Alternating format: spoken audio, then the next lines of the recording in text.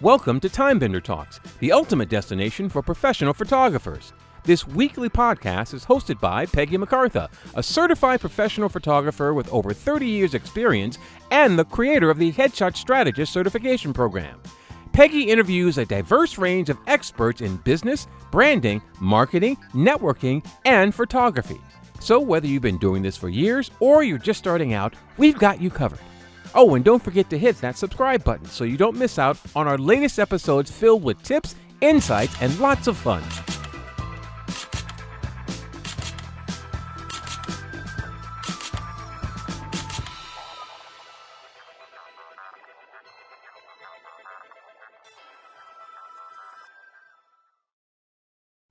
Yay! I am here with my new friend, Aicila, and we are going to have a lot of fun talking about communication and strengthening our communication.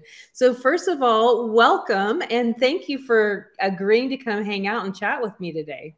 I was really excited to come in, and I love what you're doing. So thank you for having me. I'm Absolutely. delighted. So tell us a little bit about who you are and where you are on your journey. So my name is Aicila, and I have a consulting business. It's called BiCurean, and I do what's called fractional operations for some companies, organizational strategy, and business development. So talking about communication and marketing and things like that with typically smaller companies, like often solopreneurs and startups. It's a very unique experience, I think, as the startup culture and the small business world, as opposed to what we look at in the corporate. And I feel for some reason, I'm just really well suited to it, probably because I like to do a lot of things. So I'm not in one role, if that makes sense. Absolutely. I know that you and I talked on the phone before I was like, can you please be on my podcast? So I know that you're passionate about this, but tell us why you are passionate about helping people strengthen their communication and really move their businesses forward. And how do you use your zone of genius, your expertise in doing that? That's a good question. So I feel like the world is better when people are doing things that they are competent in, and competent is a range, so, and or passionate about. So we build competency over time, and there's something very fulfilling about knowing what you're up to, how to do it, and even how to understand what you need to improve. It's a very powerful and fulfilling place to be. And there's a lot of people in the world, especially right now, that are really trying to find their own place to live in a place where they can do the work they believe in or they want to do or need to do to pay the bills, and also have an actual life and engage with family and friends and children and art, whatever their passion is. And so I've really just loved working with all these different business owners and people who are trying to build a dream to organize their thoughts. And in a lot of ways that is the first piece of communication, is learning how to communicate with yourself. Exactly. So you can understand what your actual goals are and how to evaluate that so that you can then work on achieving them. I used to say to my kids, a goal without a plan is a wish.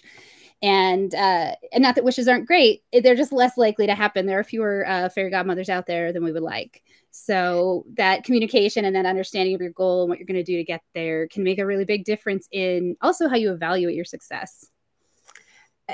Right there, how you evaluate your success. I apparently can't say words today, which is no problem. We're just doing a podcast, right? How you evaluate your success, because what I think is success is not what you think is success. And being able to communicate and really identify what it is that you want. In my program, I call it the just statement. It's like, I just want, what is that thing? Because I think we forget sometimes. We get so busy trying to pay the bills and trying to like juggle all the things that we forget why we actually started doing this thing that we were passionate about, Right. Well, and there's a lot of messaging that is very amplified, that is constantly reinforcing the idea that there's something wrong with you, something you lack, someone's going to sell you the solution, and that there's a right way to do things. And I really stand in the best thing is the thing that works for you. Exactly. And there's, once again, caveats, obviously if it doesn't work for anyone at all other than you, and you're trying to give information or that, then you maybe need to adjust a little bit. But the process really should start with not what am I supposed to do? How is this tool everybody uses, whatever that is, it should start with how do I roll? What do I do? And what works for me? And how can I build on that to continue to improve what I'm up to, as opposed to I'll just put all that to the side and try this other thing that's supposed to be the thing and feel badly about my ability to do it. Yeah. And I think so many people are so caught up into that they're miserable because they're trying to reach somebody else's definition of success or definition of, I've made it. I think I grew up different probably than a lot of people. My parents were entrepreneurs, and my grandfather used to own a big dairy farm. And in the late 60s, or actually early 60s, I think, the city or whatever came and bought his farm because they were building, and they bought his farm. And so after that, he became a janitor of the city, like, courthouse, and he loved it. Like, I remember, he was doing that all of my lifetime. Like, I never saw the farm. The farm was gone before I was born. But he loved it, and he was good at it. And he also painted. Those were things that he just loved doing. He loved being able to, see the people and keep everything clean. And it always strikes me that, we need janitors. I don't particularly like cleaning up after other people's mess. So if somebody actually enjoys that, then why would that be an embarrassing job or a less than job? That's something that we need. And it's, it's something amazing. So, and I've always, been making money at what I'm passionate about. So I've always been really fortunate, but I've seen friends and family that are out there hating their job and being miserable all week. And then all weekend, all they do is complain about their job. And then they go back to and I'm like, wow, like, I don't know. I don't know. Like, what is that success if they drive a nicer car than me and they're miserable literally every single day? Is that success? I mean, maybe it is for them, but yeah, I just think it's kind of silly. Well, and a lot of us identify work as pain. You hear it even just their phrases like no pain, no gain. And it's one of those things where, yes, there is a level of effort or work. I work with a guy he makes the distinction between work and toil. And I really like that. So there's things that you do that are your work, and they can be like very fulfilling. And then there's things that you toil at. And I think the toil should be a low percentage, and discovering ways to work, because we always have to do the dishes to clean the bathroom, but really you just have to make sure they're done. And like you said, if there's someone that wants to do it and they like to do it, and you can make that arrangement, and it's still done. But it's really about distinguishing, I think, for yourself and understanding what those internal monologues are that you believe are true. Like I used to have my first tagline when I started my company was organizational strategy for artists and dreamers. I love it. And it was because I worked with a lot of artists and very mission-driven people who really did have an underlying belief that being successful meant they were no longer legitimate. Like that somehow, and by successful, I mean feeling a sense of security in their life, some predictability, and some kind of like financial stability that suited them to their needs.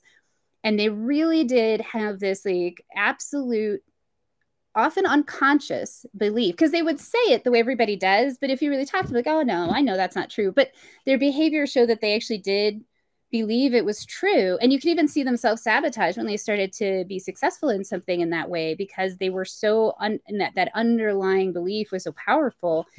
And it gets perpetuated. Like, it's not like they woke up one day and thought that's something that is in our society. People, you hear all the time from people. So it's not like they make it up, and it's very damaging.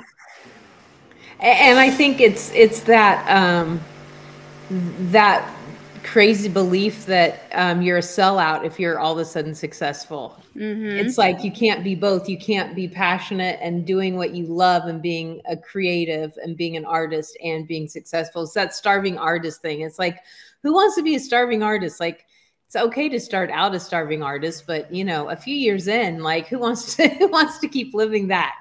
Yeah. You know? Well, and like there's that belief, right, that people should create art just because they want to. That's the other side of it. That's a social thing. Like, why are we paying people to do these things that are callings of the heart? And my feeling is, if we didn't live in a society that required money, we wouldn't need to. But we do. So those folks deserve that. And my challenge has been I used to say a week, but that's never going to happen. I'm like, go a whole 24 hours with no art. Don't listen to the radio. Don't watch any shows. Don't let any images come into you. You can't do it. It's everywhere. And yet we have this idea that it's something separated from life and business. It's not. We need the art and the creativity as much as we need the spreadsheets and the math, and it all together, it makes beautiful things happen. But we have to value that. It's kind of funny that schools have pushed out art and pushed out music and pushed out all of those and only concentrate on STEM, you know, science and math, and they've pushed out all the art. And they push you to go to college and they push you to go to the corporate job. But when you get home from that college class, or when you get home from that corporate job, what's the first thing you do? Turn on the radio, turn on the TV, go to a play, go to a movie, go to a, you know, you pull those arts back in. So obviously they're very important to us, you know. So when did you decide, like, hey, I can make a living doing what I'm passionate about? Like, I can do that. Like, was there like an aha moment, or did you just kind of happen? Well, that's an interesting question. I think that it was a little bit different in that I started working at these nonprofits, and it was almost like not making a living. The first job I had, I made $500 a month for about 50 hours a week of work. Like, it was, but it was in my early 20s and I could do that. And I just found that I was good at it. I was really good at the organizing, the strategy, the underlying resource management, anticipating the needs and making appropriate plans. And I loved that feeling of being part of something. Being part of building community. I used to help run Pride Fest and in 2 different states, and seeing people really express themselves and feel that sense of safety, because there's a lot of like limitations and fear, and to have people have that sense of there's a place they could be themselves for a day, or a place they could call. It was so fulfilling. And so both pieces, like the result of the labor and the labor itself, were both things that had different pieces of satisfaction. And then as my kids got older, when you run a small nonprofit, you work nights and weekends, like all the time. And I really didn't want to miss out on those last couple of years of them being home. You know, I didn't know, maybe one of them would decide to study in Antarctica, and I would never see them. And so I decided to leave that position to spend a couple of years like being more at home and to work part-time doing the consulting. And as I was doing it, I found that I really enjoyed it. It was being able to do similarly what I had done for those nonprofits, but for multiple companies, and for often people. My first few clients were artists, and to have the experience of being able to help someone feel that sense of trusting themselves. Like, I'm not here to tell you what to do, right? Like, I'm here to support you. I have some experiences that will help you.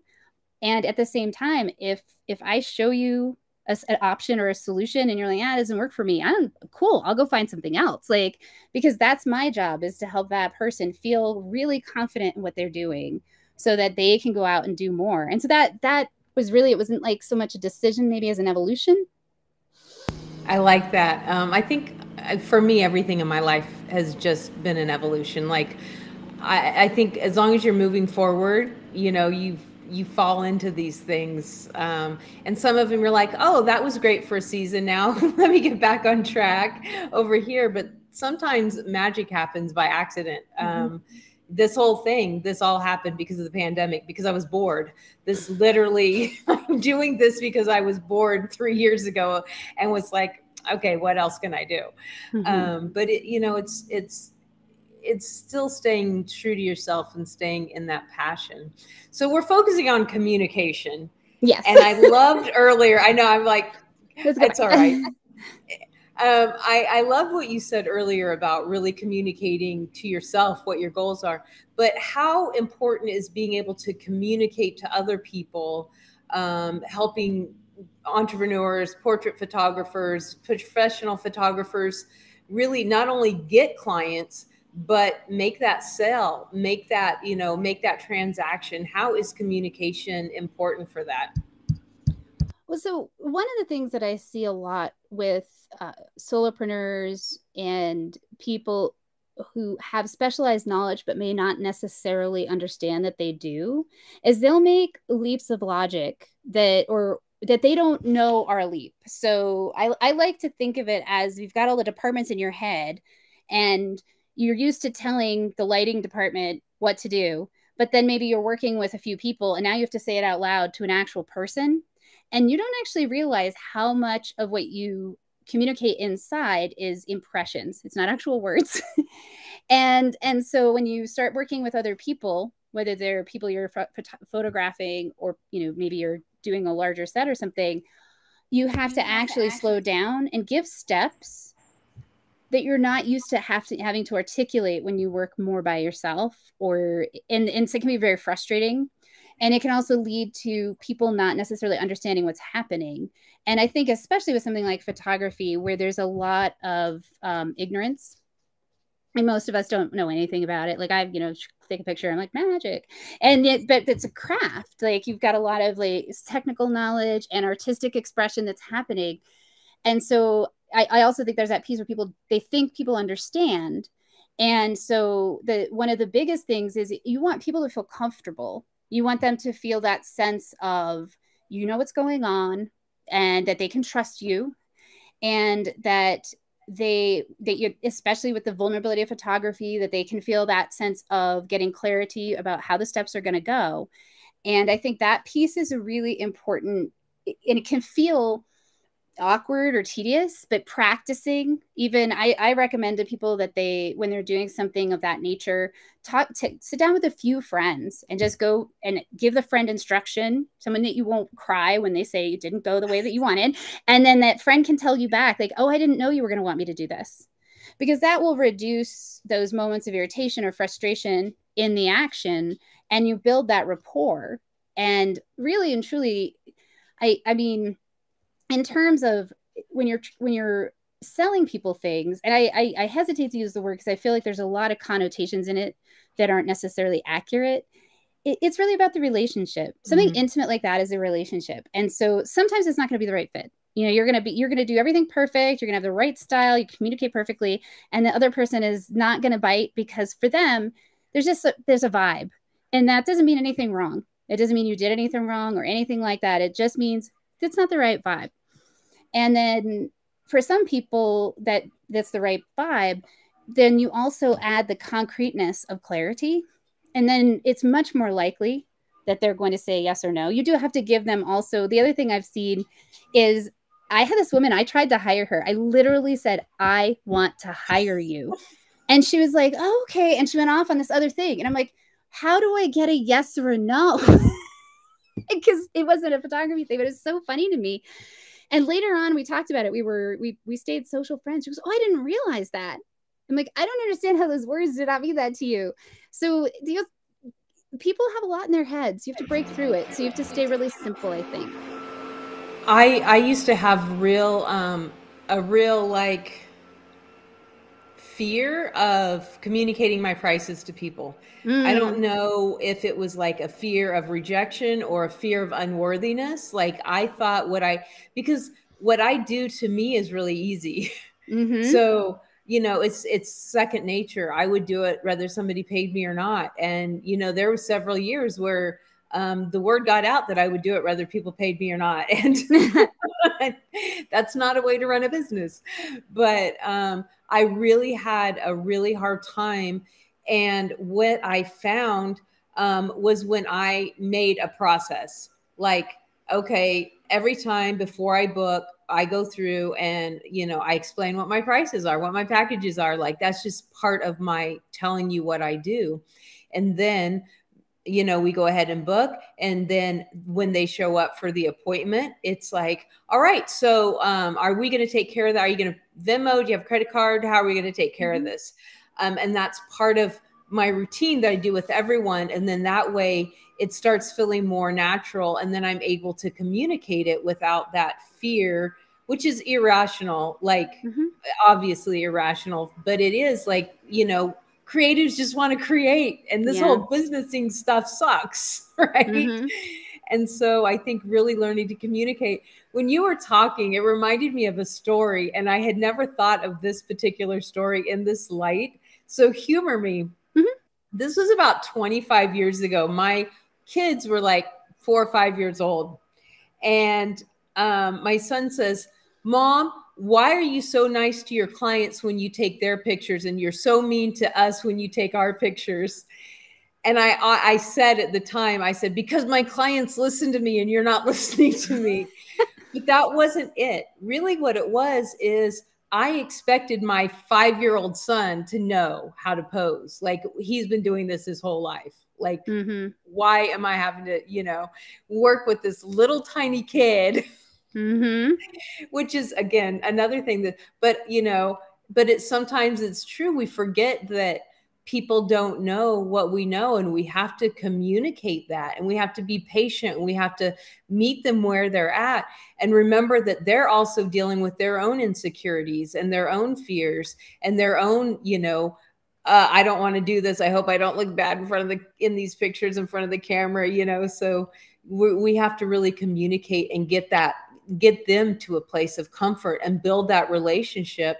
And then everything else, as long as we don't drop the ball. And when somebody says, can I hire you? We're like, yeah. And did you know that? Or not ask them to pay you, or things like that. But it's all in the communication. So, but it's funny that when you were telling that when you were talking, that story came to mind. I was like, I was expecting a 5-year-old child to know what I knew. Well, it's your kid too, so you kind of assume your kids. I do. Why wouldn't they know? We've been doing. They must know what I know. We hang out all the time. It should be obvious.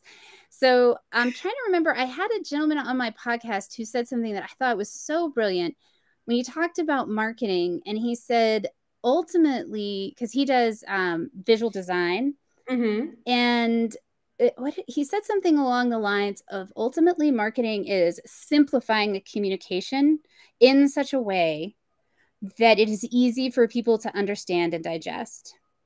And I thought that was a really great way to reflect upon, ultimately think about if you were going, and that's a mistake a lot of people make, right? Like, they think buyers are not like them, but you are a buyer. You are a client.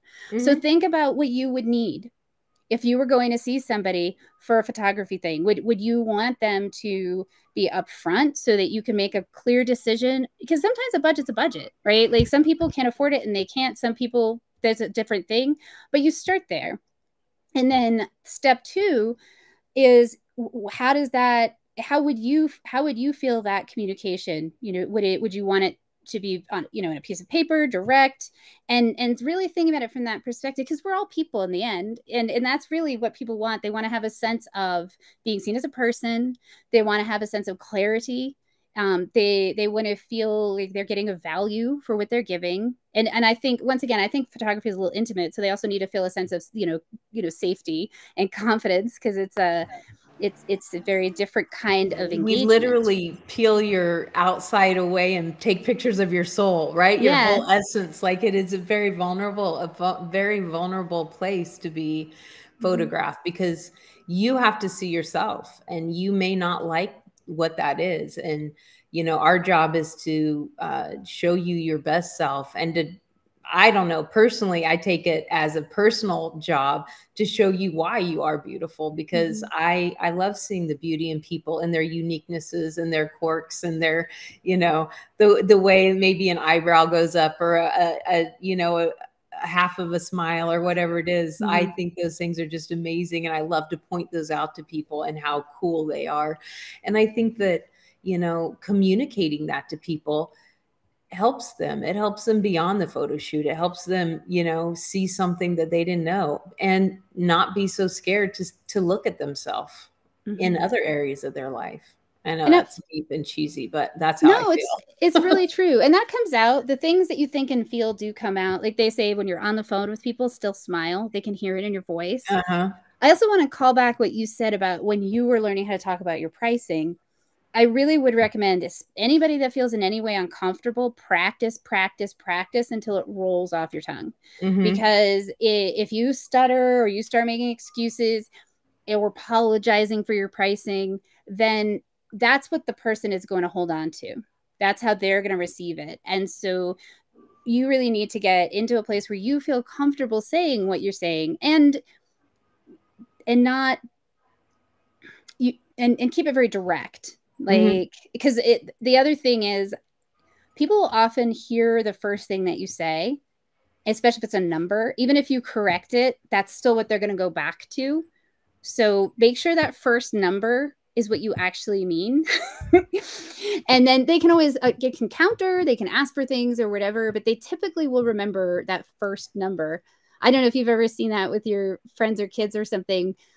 I used to do this and it was so ridiculous.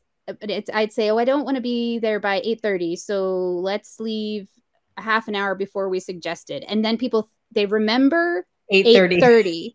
and then I'm like, why are you doing this? But it's so typical. It happens all the time. And so it's just simple things like that. Just and remembering to practice, even though you feel weird, in front of the mirror, with a friend, in the car driving, until those things feel really comfortable. And that's absolutely true. And practice in the mirror, say it out loud, tell people, say your prices out loud until it doesn't feel like gross anymore, because it does. It feels, for me anyway, like anytime I up my prices or anytime I change my packages, it's like, but you can't stutter. You can't, because they will feel that insecurity. And even if it's subconscious, they're going to feel it, and that's going to make them doubt. Where if you're like, hey, I charge $600 for XYZ, they're like, oh, okay. And they either can afford it or they can't. But you don't need to put an emotion on it. It is a number. Right. And when we put our emotions on it, especially if it's a negative emotion, then that's transferred over, and they subconsciously pick up on it. And then they're like, well, wait a minute, 600. Why, what am I getting for that? And they start, kind of arguing with you about it because they knew that you weren't sure about it. So they're like, why should I be sure about this? But when you're sure about it, they're like, oh, okay, that's the number. Like, you go to Target, it's $10, you pay $10. You don't like, okay, whatever. You either pay it or you don't. But I think really answering to yourself and communicating to yourself, I don't really buy the whole charge what you're worth thing, because I mean, have you met me? I'm just saying, like, afford this. That's totally fair, right? Well, and you're not a number, you're a person, right? Like, it's a different thing. Right. So but I do believe that you should charge of what you're comfortable with and what can make you the living that you want, the lifestyle that you need to live. Like, I don't think you should be ashamed of your prices. I am, there's photographers that charge way more than me, and they're comfortable with that, and that's fine. And there's photographers that charge way less than me, and that's, where they're at. But you need to be honest about it. But what I do find is when you're clear at communicating, people don't have a problem with it. If you're giving them a good, honest price, it's us that have the problem saying it, Yeah. Well, there's two parts to most sales. And I learned this when I was doing fundraising, which is there's people, if they feel a sense of alignment and connection, they have a high likelihood of wanting to work with you and to hire you. And so the two things are that you're looking for is they're both evaluating the service on some level, or when in terms of fundraising, is the thing you're working towards something that I have a belief in, such that I want to financially support it, right? And then when it's so there's that evaluation piece. What's the what's your quality of work, or who do you work with? Like if you mostly work with a certain, I know you talked about working with actors, and maybe this is like a school, they'd want to know, like, how do you transition? What's the difference between working with little kids and actors? And you're like, nothing, they're all the same. But someone might need to have they're all children. No. Exactly. I was trying not to go there, but then thank you. And so but that's like, you got to bridge, you might have to bridge that for them in terms of how what they want and what you do are actually in alignment. And for me, there's a part of why I avoid the word sales is because there's an association of persuasion in that I'm not really into. I feel like that for me, it's like being an ambassador. Like I have this thing and these are the ways that I am good at doing that. And then if I'm talking to someone and I can tell like they really need something different, I am super happy to connect them with someone who can actually better meet their need, because and that's where I say the communication with yourself, being really honest, like, oh, I could do this. It's not that I couldn't do it. It's just, I'm not really the best fit. And I work with enough consultants that I can recommend a good fit once I've talked to somebody. And so there's that piece, right? Like, how does it match? And then the other piece though, sometimes they're like, no, I really like you. I would work with you. It's like, all right, I can do this part. Now and there's obviously some caveats to that as well, but I just think that that's a really important thing to understand is, like you said, not only that it's just a number, it's also not personal if you're not a good fit. Like, it's, you go to a restaurant and there's 23 entrees, you're not eating all of them. That's okay. You don't have to like all the entrees. And that doesn't mean anything about someone else getting a different entree or the restaurant or anything like that. And we have this. And I think especially because photography is a little more personal as a doer as well, being a photographer, that learning how to understand that it's not that someone doesn't like you or value or think you're great. It's not the right fit, and that's okay. Yeah. And that is a tough thing to really do, is to not take it personal.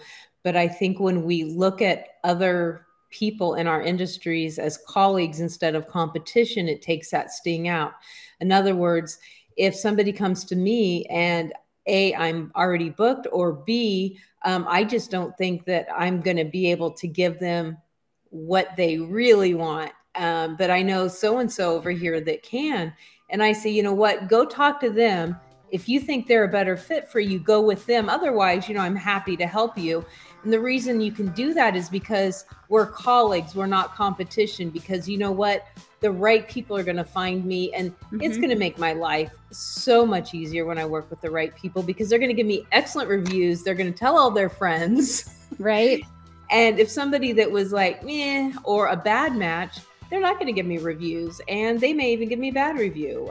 You don't want that. You want the right people to work with. So, all right, we can chat all day, clearly. So give me one tip to leave our viewers with on how to have effective communication and build those relationships that turn into revenue for your business. Something simple, just one tip. I was going to say, like, that's just like this big loaded one question. tip: effective communication to build those relationships. I think that it's the clarity piece. It's really getting clear about what you're offering and being comfortable doing that, practicing. And I think that the more clear you are, the more clear you're able to communicate, and the more easily the right fit for what you have to offer will show up. Oh, I like that. That's true. Because if you are putting out a message and you're being very clear about that, then it's naturally going to attract the people that identify with that. That's how it's worked. Literally every time I have been able to succinctly explain what I do, I have gotten more business. Just every time. That's actually mind-blowing. That's a mic drop, because it's true. What do you do? Can you tell me what you do? And don't say I do everything or I take pictures, because that doesn't tell me anything. Right. I mean, Uncle Joe has a camera. He takes pictures. Do you do the same thing he does? I don't know. Right. Why am I going to pay you money if you don't even know what you do? Right. I like that. That was good. This has been so fun. Thank you so much for hanging out with me. Thanks for having me. Bye, everybody. It's good to see you. Absolutely. Bye.